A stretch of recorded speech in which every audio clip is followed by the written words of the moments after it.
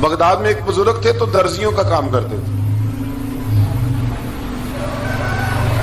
اللہ کے نبی حضرت ادریس علیہ السلام بھی درزیوں کا کام کرتے تھے. خوش ہوئے نا بات سن کے؟ پیشہ کوئی بھی برا نہیں، ایک برا ہے وہ ہے ہاتھ پھیلانا، اس کے علاوہ کوئی پیشہ برا یہ برا نہیں، یہ ہاتھ پھیلانا برا ہے. حضرت شیخ محمد بن حسن کہتے ہیں کہ وہ بزرگ جو تھے نا، امام غزالی نے لکھا ہے، وہ درزیوں کا کام کرتے تھے تو اس زمانے میں نا کھوٹا سکہ بھی کبھی کبھی آ جاتا تھا. کھوٹا سکہ پرانے لوگوں کو تو پتا ہوگا، چلو نوجوانوں کو بتا دیتا ہوں. چاندی کے سکے ہوتے تھے تو اوپر سے جب وہ گھس جاتا تھا نا نمبر، تو اس کو کہتے تھے اب کھوٹا ہو گیا. کیوں جی بزرگوں ایسے ہی ہے، وہ گھس جاتا تھا تو کہتے تھے سکہ، تو وہ چلتا نہیں تھا کہیں بھی. تو وہ بابا جی کی دکان مشہور ہو گئی تھی کہ وہاں کھوٹے سکے بھی چل جاتے، لوگ دے آتے تھے کھوٹے سکے. بہت سارے لوگ دے دیتے، بابا جی چپ کر کے قبول کر لیتے. مشہور ہو گیا، جو بھی جاتا کھوٹے سکے دے آتا، بابا جی قبول کر لیتے. پھر شام کو نہ گھوڑے پہ بیٹھ کے جاتے اور دریا میں بہا. ایک دن کچھ بندے کھوٹے سکے لے کے آ گئے تو بابا جی ابھی مصلے پہ تھے، نماز پڑھ رہے تھے، تو بیٹے نے کپڑے دیے تو کھوٹے سکے وصول کیے. تو وہ کھوٹے سکے دینے والا شخص کھوٹے سکے دے رہا تھا تو وہ بچہ کہنے لگا تم نے بڑی عرصہ بیوقوف بنایا میرے ابا کو، کھوٹے سکے دے لے جاؤ. کہنے لگا تمہیں واقعی نہیں پتا چلتا کھوٹے ہیں؟ کہا ابا جی کا نہیں مجھے پتا، پر مجھے تو پتا ہے نا. اور میرا ابا شام کو کھول کے دیکھتا ہے تو پھر جو کھوٹے کھوٹے ہوتے ہیں انہیں دریا میں بہا کے آتا ہے، لے جاؤ اپنے. اتنی دیر میں بزرگ نماز سے فارغ ہوئے، کہنے لگے نہیں نہیں بیٹے رکھ لے، کھوٹے ہی رکھ لے. سننا بات. کہا جناب کیوں؟ فرمانے لگے میں کھوٹے اس لیے رکھ لیتا ہوں کہ لوگوں نے پیسوں میں ملا کے دوسروں کو بھی تو دینے ہیں نا، تو میں چاہتا ہوں چلو باقی لوگ نقصان سے بچ جائیں، ہمارا تو گزارا ہو ہی رہا ہے، باقی لوگ نقصان سے بچ جائیں. اور فرمایا پھر میں شام کو جا کے دریا میں ڈال کے آتا ہوں کہ کہیں میری اولاد بھی ان کو آگے نہ چلا دے. میں چاہتا ہوں کہ اور لوگ اس کام سے بچ جائیں. درویش کہتے ہیں کہ جب اس بابے کا آخری وقت آیا نا تو جو اس نے جملہ کہا میرا کلیجہ پھٹ گیا. آخری وقت جو اس نے دعا مانگی تو فرماتے ہیں میرے اندر وجد اور کیف کی صورت پیدا ہو گئی. فرماتے ہیں ان بزرگوں نے اپنے آخری وقت دعا مانگی، اے اللہ میں نے ساری زندگی کھوٹے سکے قبول کیے تاکہ تیرے بندے شر سے بچ جائیں، تو یا اللہ تو بھی اس کھوٹے سکے کو قبول فرما لے. اللہ میں نے کھوٹے سکے قبول کیے، کھوٹے، تاکہ تیرے بندے تکلیف سے بچ جائیں. تو مالک میں بھی کھوٹا ہی ہوں، اللہ تو بھی اس کھوٹے کو قبول فرما لے. اور یہ دعا مانگ کے نا تو کبھی روتے کبھی ہنستے. لوگوں نے کہا کیا ہوا؟ کہتے ہیں لگتا ہے رب نے کھوٹا سکہ قبول فرما لیا، لگتا ہے کہ اللہ نے کھوٹا سکہ قبول. لوگوں کو تکلیف سے بچائیں. ہمارا وجود یارو مطلب کیا ہو جائے گا 2 منٹ کے لیے سمجھ لیں کیا ہو جائے. یعنی اگر آپ بڑے غصے سے باہر آئے اور پاپڑ بیچنے والے پہ آپ نے غصہ نکال لیا سارا، میں رات کی ڈیوٹی کر کے آیا ہوں تھکا ہوا ہوں اور تو پاپڑ بیچنے آ گیا، تم لوگ بڑے نالائق ہو بدتمیز ہو، آپ نے یہ سخت جملے کہہ دیے، چپ کر کے وہ آدمی معذرت کر کے گزر گیا، وہ تو سارا دن پریشان رہے گا نا کہ میری غریبی کا مذاق اڑا ہے. مطلب ہو کیا گیا، ہوا کیا اگر اس نے کوئی بات کر لی. اعلیٰ حضرت فاضل بریلوی کے خلیفہ تھے لاہور میں سید ابو البرکات شاہ صاحب رحمت اللہ تعالی علیہ. تو رات کو ایک شخص تراویح کے بعد حضرت سویا کرتے تھے. بہت سارے لوگ تو سو ہی نہیں پاتے رمضان کی راتوں میں، سو ہی نہیں پاتے، میں خود نہیں سو پاتا.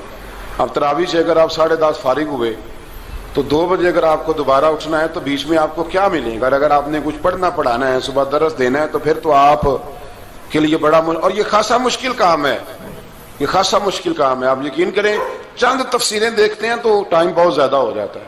وہ پھر آگے سننے والوں پہ بھی ڈیپینڈ کرتا ہے ان کے مزاج مبارک کس طرح کے. سید صاحب رحمت اللہ علیہ نا عشاء کی نماز کے بعد تراویح پڑھ کے تو کچھ عبادت کی، کچھ مطالعہ کیا، صبح درس دینا تھا تو تھوڑی دیر کے لیے بوڑھے آدمی تھے، تھک گئے تو سو گئے. ایک بندہ نہ کہیں گیا ہوا تھا تو واپس آیا تو اس نے دروازے پہ دستک دی.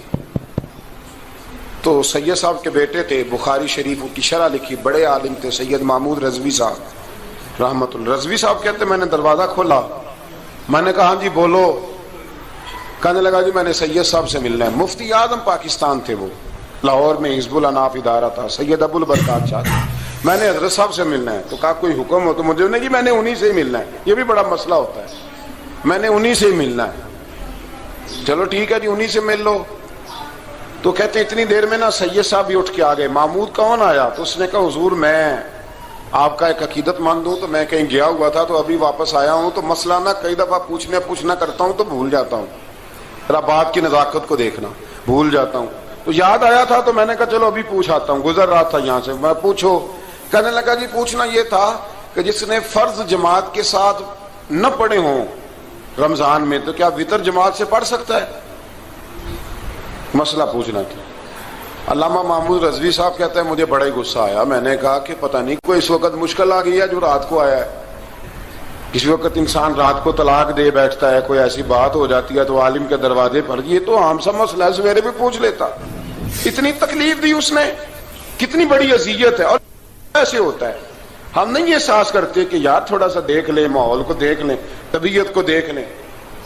مجھے بڑی اچھی طرح یاد ہے کہ میں نے ایک دفعہ نا ایک عالم سے مسئلہ دریافت کیا، وہ ہمارے استاد تھے، تو مجھ پہ ناراض ہوئے، میں بڑا پریشان ہوا کہ پوچھی تو میں نے دین کی بات تھی، تو استاد ہی ناراض ہو گئے۔ استاد واپس آیا تو یہ کہنے لگے تمہیں پتہ ہے میں شوگر کا مریض ہوں، میں بڑی تکلیف میں تھا، اور میں نے نماز کے لیے میں جلدی کیوں اٹھ کے چلا گیا تھا، میں نے ایک روٹی کھانی تھی، مجھے کچھ ہو رہا تھا، تو اب میں اگر تجھے انکار کرتا، دین کی بات تھوڑا دیکھ لیا کرو، مزاج کو سمجھ لیا کرو، تم سمجھتے نہیں، احساس نہیں پیدا کرتے۔ وہ بڑی اس وقت چیز سمجھ میں آئی کہ کچھ چیزیں ایسی ہوتی ہیں، ہر وقت انسان ایک موڈ میں نہیں ہوتا، آپ سمجھیں، بہرحال جو بات کرنا اس کو سمجھیے گا۔ تو وہ کہتے ہیں کہ سید صاحب نے اس کو کہا، میں بات ختم کرنے لگا ہوں، کہا کہ وہ اگر نہیں نہ پڑھے فرد جماعت کے ساتھ تو بہتر یہ ہے کہ وتر بھی جماعت سے نہ پڑھو۔ وہ بندہ مطمئن ہو کے چلا گیا، سید صاحب اپنے کمرے میں چلے گئے، تو علامہ صاحب کہتے ہیں مجھے بڑا غصہ آیا، میں نے اس کو بلایا، میں نے کہا کہ کیا تیری جان کے مصیبت میں آئی ہوئی تھی، اسی وقت ہی مسئلہ پوچھنا تھا، اسی وقت ہی پوچھنا تھا، دن نہیں چڑھنا تھا، یا تجھے حضرت اسرائیل بتا گئے تھے کہ تیری آخری رات ہے؟ کہتے میں نے پورا غصہ نکالا اس پر، میں نے کہا تو بڑا ہی بیوقوف آدمی ہے، بوڑھے آدمی ہیں، اور بڑی مشکل سے نیند آتی ہے، آ ہی گئی تھی تو آ گیا ہے۔ کہتے میں غصہ کر رہا تھا تو سید صاحب آ گئے، تو آ کے مجھے ڈانٹا، چپ کر، اس طرح کسی کے ساتھ بات کرتے ہیں؟ پھر اس کو کہنے لگے بھائی معاف کرنا، یہ ابھی بچہ ہے، اسے پتہ نہیں۔ کہتے ہیں پھر مجھے کمرے میں لے گئے اور بہت بڑا ہی جملہ کہا، اگر آپ اپنا کلیجہ ٹھنڈا کرنا چاہیں نا تو اس طرح بھی کر سکتے ہیں، بہت بڑا جملہ کہا، کہنے لگے معبود مسئلہ تو میں نے بتایا، تمہیں کیا تکلیف ہوئی؟ اور پھر فرمانے لگے شکر کرو اللہ کا، اس دور میں بھی کوئی دین کی بات پوچھتا ہے، شکر کرو اللہ کا، اس دور میں بھی کوئی دین کی بات پوچھتا ہے، شکر کرو اللہ کا، کوئی دین کی بات پوچھتا ہے، ورنہ تو لوگ پوچھتے ہی نہیں۔ تو اگر آپ خوش کرنا چاہیں اپنے آپ تو آپ سائیکل والے پہ غصہ کرنے کی بجائے یہ بھی تو کہہ سکتے ہیں نا شکر ہے رزق حلال کما رہا ہے، مانگ کے نہیں کھاتا، شکر ہے یہ محنت کر رہا ہے اپنی۔ تو آپ اپنے ذہن کو اس طرح کا بنائیں، سوچ کو اس طرح کا بنائیں۔ آج اس جمعے میں ہم نے ارادہ کرنا ہے کہ ہم نے آسانیاں دینے کی کوشش کرنی، ہم نے لوگوں کو تکلیف نہیں دینی، ہم نے کسی کو آزمائش میں مبتلا نہیں کرنا، ہم نے کوئی ایسا کام نہیں کرنا جس کی وجہ سے لوگ سمجھیں کہ یہ آدمی بوجھ بن گیا ہے۔ کبھی بوجھ نہ بنے یارو، کتنا بدبخت ہے وہ آدمی جس کے مرنے کی لوگ دعا مانگے، اس کے مرنے کی۔ حضرت عبداللہ ابن مبارک کے پڑوس میں ایک یہودی رہتا تھا، یہودی تھا، یہودی۔ حضرت عبداللہ ابن مبارک مکان بیچنے لگے، حضرت عبداللہ ابن مبارک کا پڑوسی مکان بیچنے لگا، وہ یہودی، تو کہا تو کہا کتنے کا؟ 2000 دینار کا، 2000 دینار۔ تو انہوں نے کہا کہ اس گلی میں اس محلے میں تو 1000 دینار کا مکان ہے، تو تیرا 2 کا کیوں ہے؟ کہنے لگے 1000 میرے مکان کا اور 1000 عبداللہ ابن مبارک کے پڑوسی ہونے کا، اس لیے کہ اتنا شاندار پڑوسی تمہیں کبھی نہیں ملے گا جس کی ہم نے کبھی آواز ہی نہیں سنی۔ 1000 روپیہ لوں گا ان کے پڑوس میں جگہ دینے کا، 1000۔ تو وہ شخص کہنے لگا یہ تو نے عجیب بات کر دی، حالانکہ تو یہودی ہے، یہ تو نے عجیب بات کر دی۔ تو کہنے لگا 3 دن میری گلی میں آ کے رہ، تو دعائیں مانگے گا کہ یا اللہ میں یہیں رہنا چاہتا ہوں، وہ دعائیں مانگے گا کہ اتنا اچھا انسان، اتنا خیال رکھنے والا، اتنا خیال والا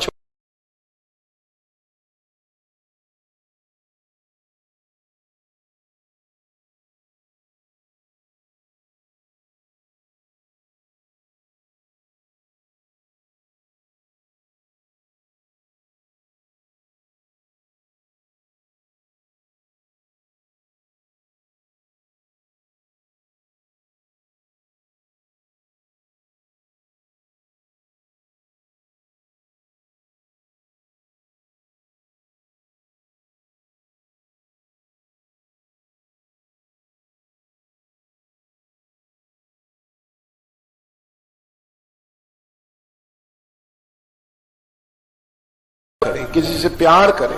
اور یارو چھوڑو مزدور بن جاتے ہیں. شیخ سعدی کہا کرتے تھے جب سے مخدوم بناؤں نا لوگوں سے خدمت کرانے لگاؤں مزہ ہی نہیں آیا. مزہ تو تب آیا ہے کبھی نانی کی خدمت, کبھی دادی کی خدمت, کبھی ابا کی خدمت, کبھی اس کی خدمت. کہتے ہیں وقت گزرا تو پھر استادوں کی خدمت, پھر اللہ نے موقع دیا تو پھر پیروں کی خدمت. اور کہتے ہیں میرا تو دل کرتا ہے میں مریدوں کی بھی خدمت ہی کروں, میرا تو دل کرتا ہے میں شاگردوں کی بھی خدمت ہی کروں. کہتے ہیں جو مزہ خدمت میں آیا ہے وہ خدمت کرانے میں یہ مزہ بھی لینے کی کوشش کریں. آج نا مخدوم بڑے ہی بن گئے ہیں, مخدوم بڑے ہی بن گئے. کس کس کی بندہ خدمت کرے؟ تو اس طرح کریں, کچھ خادم بھی تو پیدا ہونے چاہیے نا, کچھ خادم بھی پیدا ہونے چاہیے. مہمان خصوصی بڑے ہو گئے, کوشش ہونی چاہیے کچھ عام سے بھی مہمان بنے, عام سے بھی, جو خاص مہمان نہ ہوں, جن کا ارادہ ہو کہ نہیں ہم نے پیار ہی بانٹنا ہے. دعا ہے رب کریم کی بارگاہ میں اللہ خوبصورت دین پر خوبصورتی سے عمل